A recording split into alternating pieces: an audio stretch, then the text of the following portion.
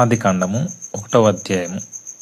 దేవుడు 6 రోజుల్లో ఈ విశ్వాన్ని, భూమిని, జీవరాశులను, చివరిగా తన స్వరూపంలో మానవుడిని ఎలా సృష్టించాడో వివరిస్తుంది. చీకటిని, గందరగోళాన్ని తొలగించి, క్రమాన్ని, అందాన్ని నెలకొల్పి మానవునికి తన ప్రపంచాన్ని పాలించే బాధ్యతనిచ్చాడని తెలుపుతుంది. సృష్టి క్రమం. మొదటి రోజు దేవుడు వెలుగును, చీకటిని సృష్టించాడు.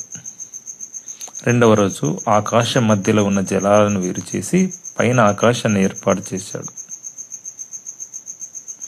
3వ రోజు ఆకాశం క్రింద ఉన్న జలాలను ఒక చోట చేర్చి పొడి భూమిని అంటే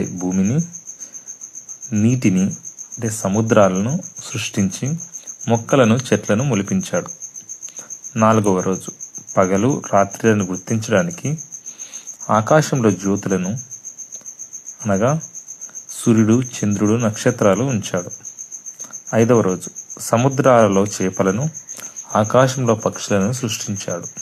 6వ రోజు భూమిపై జీవించే జంతువులను, పశువులు, సరీసృపాలు, అడవి జంతువులు మొదలైనవి వాటిని సృష్టించి తన స్వరూపంలో మనుష్యులను అనగా పురుషుడు, స్త్రీని సృష్టించి వారిని భూమిపై అధికారం చెలాయించేలా చేశాడు. ఇందులో ముఖ్య సారాంశం ఏమనగా దేవుడు సమస్తాన్ని సంపూర్ణంగా, క్రమబద్ధంగా సృష్టించాడు. ప్రతి సృష్టి మంచిది అని చెప్పాడు. మరియు మానవుడు తనను పోలిన స్వరూపంలో సృష్టింపబడినందున భూమిని సంరక్షించే బాధ్యతను కలిగి ఉన్నాడు.